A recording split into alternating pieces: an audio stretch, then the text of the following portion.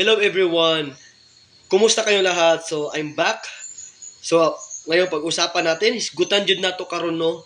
Nagkagubot-gubot na pod ang Senate hearing. At the same time, nagkagubot-gubot na pod ang Malacanang regarding sa issue for the fake news sa Malacanang. And then, sa other discussion po sa hearing is regarding sa surrender ni nila kang Tatay Digong. Unahon na nato ang Malacanang. Okay. First of all, why we need to listen? Okay? Why we need to listen Claire Castro? Yan yung tanong ko sa inyo. Ngano kailangan jud nato maminaw sa mga giistorya ni Claire Castro? At the first place, sa wala nakabalo sa lahat na hindi alam, okay? Sa lahat na hindi alam, Claire Castro says hindi niya binoto sa Ferdinand Marcos Jr.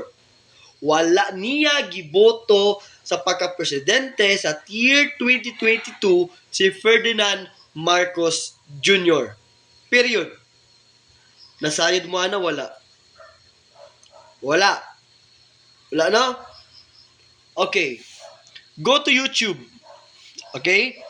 And then, i-search ninyo dito or search ninyo talks to Claire Castro. Those video discuss some, honest review kung maging totoo ba si Claire Castro sa kanyang trabaho sa Malacanang spokesperson. Then gisgutan po dito sa usa ka host nga, are you voted Ferdinand Marcos Jr.? And Claire Castro answered, honestly, no. Karon, the host also asked him for this kind of question. So, ibisaya ko ha or itagalog ko para maintindihan ng lahat. Tagalog, nagtanong ang host na kung hindi ka nagboto, ito ba yung gagawin mo pangbawi kang Ferdinand Marcos Jr. kahit anong mali sa trabaho niya at gawin mong tama? Sa Bisaya, kung wala ka ni boto ni Marcos, mao ba ni ang imong buhaton? Pambawi kang Marcos na isulti nimo ang bisag mali na buhat, imo ang i-correct?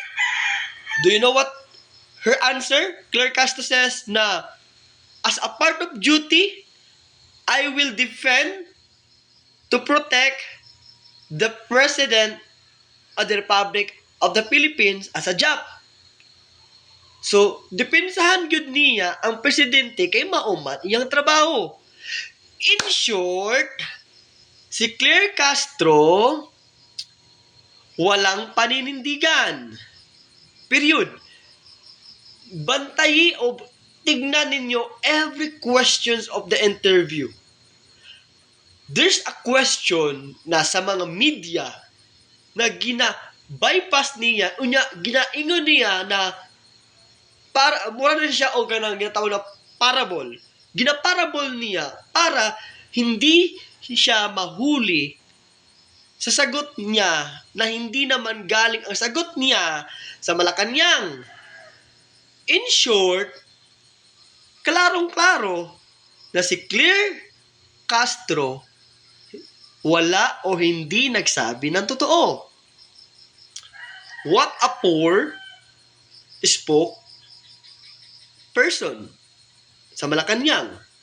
So, sa tanan ng mga DDS, always be wise and smart. Nga naman, ayaw mong tuo ni Claire Castro. Klarong-klaro talaga na dinidepensahan niya, alam niya yung batas because she is a lawyer. Alam niya yung batas, pero tinatakpan niya yung presidente, lalo na yung issue sa very simple issue. Kung wala talagang tinatago ang presidente, kung wala diy'y gitago, very simple thing that easy to do, magpa-hair follicle test si Marcos. Very simple. Okay? Bakit mahirap gawin? Bakit idadaan pa sa iba-ibang senaryo, itwist pa ang istorya? Bakit pa kailangan itwist na very simple? Very simple, magpa-hair follicle test siya para malaman ng tao sa buong bansa, sa buong mundo, as long as Pilipino, na hindi siya ganyan. Okay? Hindi siya ganyan. Simple kaayo. Pero anong ginagawa ni Claire Castro? Tinanong niya yung media na sino ba ang nag-request na magpa-hair follicle test ang presidente. So gusto niya specifically mag-mention yung media ng one person, and that media is very clear on her heart na isa sa gi-mention niya si Attorney Vic Rodriguez. Because totoo naman, may statement naman si Attorney Vic Rodriguez na it's very simple way to do is do a hair follicle test to know people, to all people, to the whole world na bangag ba talaga siya o hindi. Diba? Ang pinaka lisod na or pinakamahirap na ginawa ni Claire o ginawa ng Malacanang, tinatakban nila yung totoong balita na alam naman ninyo na ang mga tao ngayon babal sa social media, alam ang nangyayari. Ang tanong, nasaan si First Lady Lisa Marcos? Kung naging totoo kayo, magpa-live kayo, di ba? Hilig ni Lisa Marcos na matatamaan siya ng camera, yung taga-media talaga magtanong sa kanya, di ba? Then anong sinasabi ni Claire Castro? Sobrang dami, guys. Pasikot-sikot, di ba? Meaning to say, darating ang oras.